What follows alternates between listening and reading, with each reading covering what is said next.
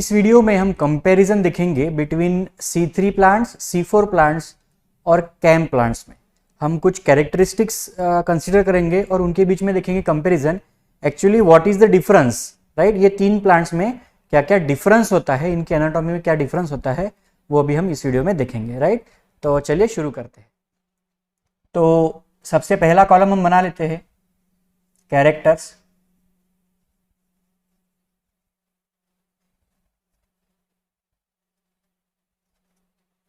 Right. दूसरा column हम बना लेते हैं C3 प्लांट्स, राइट। थर्ड पे ले लेते हैं C4 प्लांट्स, यहाँ पे cam plants, right.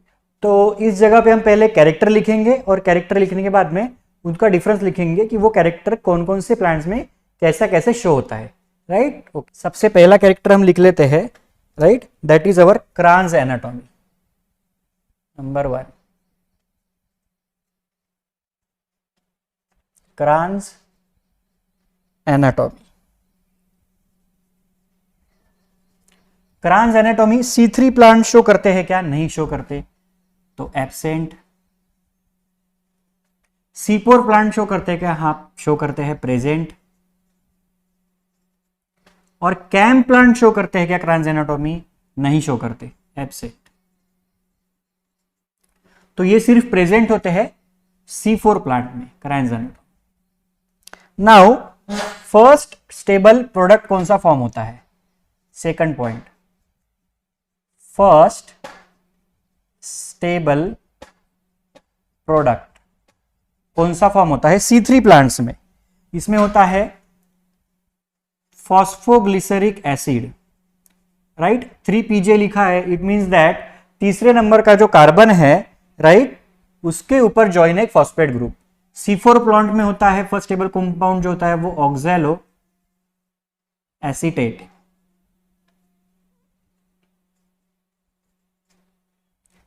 That is the oxalic acid. और कैम प्लांट में भी same oxalo acetate, oxalo acetate. Okay, now third जो पॉइंट है वो है हमारा इनिशियल CO2 एक्सेप्टर कौन होता है?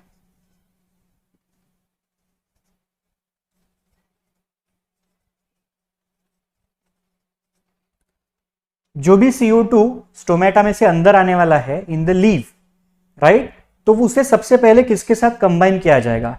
इन all these 3 types of plants, right. तो C3 प्लांट्स में that CO2 is get combine with RUBP, ribulose bisphosphate, right. Okay, C4 plant में ये होता है फॉस्फोइनॉल पाइरुवेट के साथ कंबाइन, और कैम प्लांट में भी ये होता है फॉस्फोइनॉल पाइरुवेट के साथ कंबाइन, राइट। तो ठीक है, फोर्थ नंबर का पॉइंट जो है वो है हमारा कार्बोक्सिलेटिंग एंजाइम।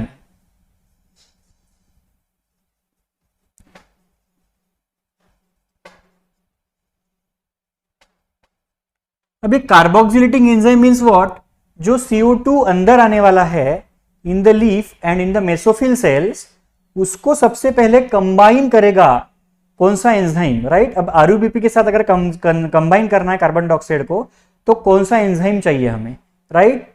अगर PEP के साथ कंबाइन करना है तो कौन सा एंजाइम लगेगा? उस एंजाइम को हम बोलते हैं कार्बोक्सिलेटिंग एंजाइम, राइट। ओके, तो C3 प्लांट में कार्बोक्सिलेटिंग एंजाइम जो है वो है हमारा RUBP carboxylase,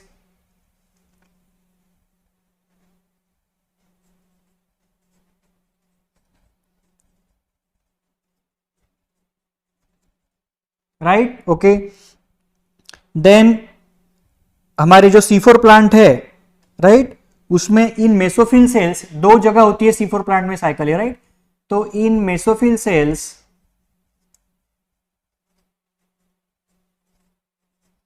right, mesophyll cells के अंदर, राइट, ये होगा PEP कार्बोक्सिलेज काम करेगा, ये यहां पे PEP कार्बोक्सिलेज।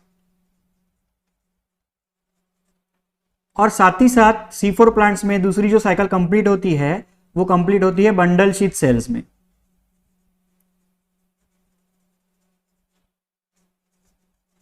यहां कौन करेगा ये काम? तो यहां ये काम करेगा हमारा RUBP कार्बोक्सिलेज। तो यहां कौन आएगा? तो यहां आएगा हमारा RUBP कार्बोक्सिलेज। और हमें पता है कार्बोक्सिलेशन वाला कौन सा एंजाइम है हमारे पास में, तो रूबिस्को है। तो रूबिस्को शो करता है कार्बोक्सिलेज एक्टिविटी, राइट। ओके। और कैम प्लांट्स में जो है, राइट, कैम प्लांट्स में कौन रहेगा? तो कैम प्लांट्स में, right, in dark reaction during the night, in dark, और दूसरी कंडीशन है इन डे, राइट। ये दो कंडीशन है हमारे जो कैम प्लांट्स होते हैं उनमें, राइट। तो देखो इन डार्क PEP कार्बोक्सिलेज काम करेगा,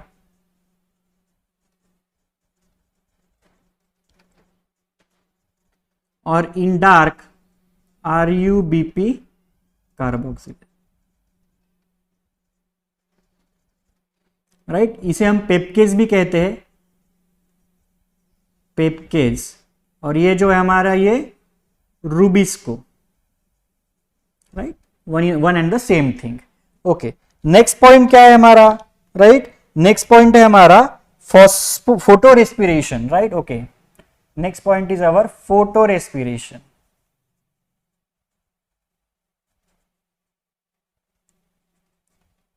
C3 प्लांट्स में फोटो रेस्पिरेशन होता है क्या?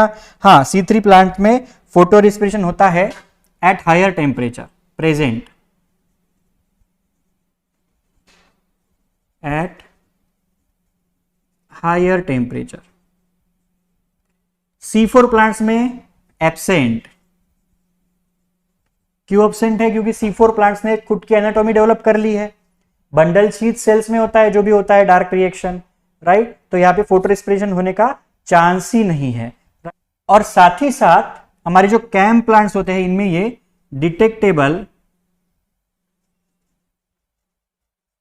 इन आफ्टरनून, दिन के वक्त हमें ये फोटो रेस्पिरेशन देखने को मिलता है। क्यों? क्योंकि तब क्या होगा? फोटोलिसिस ऑफ वाटर होगा, लाइट रिएक्शन चलती होगी, एंड एट दैट टाइम हमें ये साइकिल जो है, फोटो रेस्पिरेशन जो है देखने को मिलता है हमारे कैम प्लांट्स में, राइट। अब नेक्स्ट 6 नंबर का पॉइंट देख लेते हैं, Calvin cycle.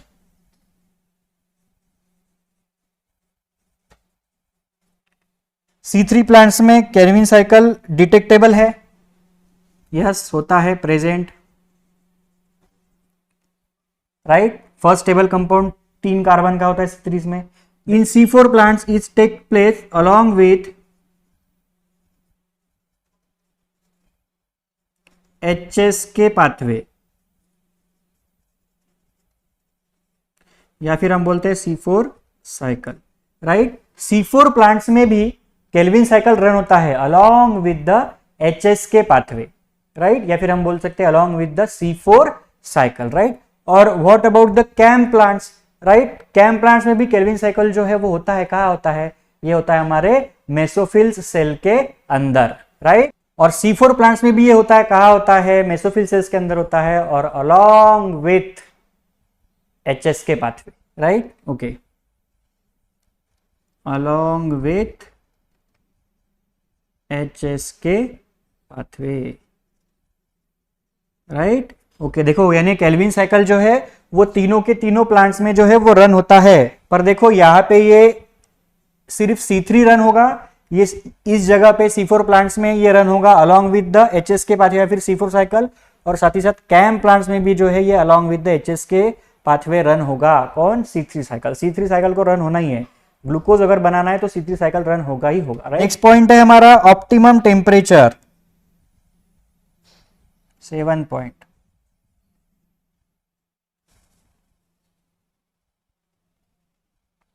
Right. Okay, C4 plant की कौन से ऑप्टिमम टेम्परेचर पे वर्क करते हैं, या फिर उनको कौन सा टेम्परेचर चाहिए होता है पूरी की पूरी प्रोसेसेस जो है, केमिकल प्रोसेस को करने के लिए?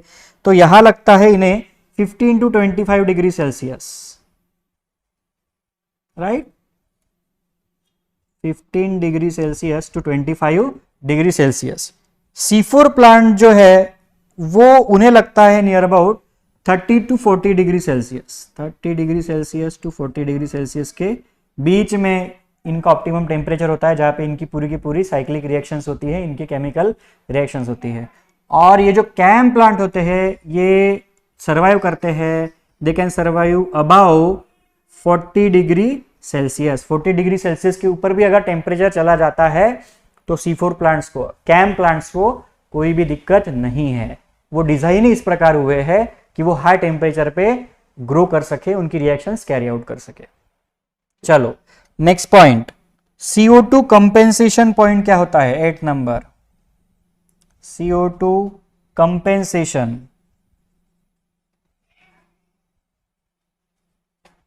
Point in ppm। तो ये देखो, ये होगा 30 to 70 ppm, right? In the C3 plants 0 to 10 ppm, in C4 plants 0 to 5 ppm in CAM plants. Okay, next point, C3 site, right? जो C3 साइकिल चलती है वो कहाँ चलती है? C3 site, right? ओके, तो देखो इन C3 प्लांट्स ये चलती है स्ट्रोमा ऑफ क्लोरोप्लास्ट,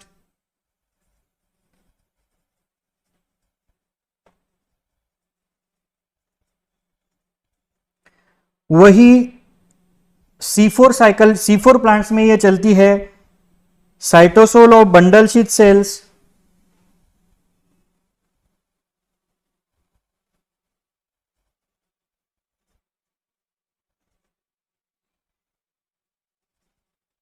और कैम प्लांट्स में चलती है इन द मेसोफिल सेल्स।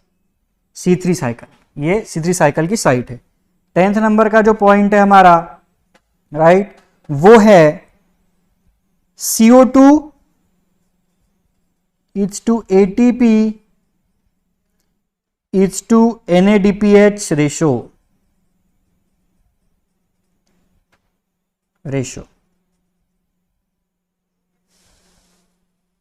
यानी एक CO2 को फिक्स करने के लिए कितना ATP और कितना NADPH2 जो है वो खर्च होने वाला है, right? In C3 plant this ratio is 1:3:2, right? Okay, in C4 plants this ratio is 1:5:2 and in CAM plants this ratio is 1:6.5:2। यानी एक कार्बन डाइऑक्साइड को फिक्स करने के लिए हमें चाहिए होते हैं 3 ATP और 2 NADPH2 इन C3 प्लांट्स। एक कार्बन डाइऑक्साइड को फिक्स करने के लिए हमें चाहिए होते हैं 5 ATP और 2 NADPH2 इन C4 प्लांट्स, और एक कार्बन डाइऑक्साइड को फिक्स करने के लिए 6.5 ATP और 2 NADPH2 इन CAM प्लांट्स, इस प्रकार से। और हमारा लास्ट पॉइंट जो है इसके examples, right? Examples 11 number point, examples.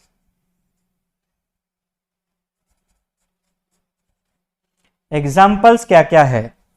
C3 plants के एग्जाम्पल लिख लेते हैं हम यहां पे, wheat, barley, rice, tomatoes, potato.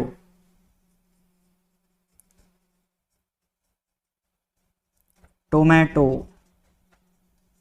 Potato, ये हो गए हमारे पूरे के पूरे C3 प्लांट्स। C4 प्लांट्स की जो एग्जाम्पल है वो क्या क्या है? तो वो है हमारे कॉर्न, देन शुगर केन,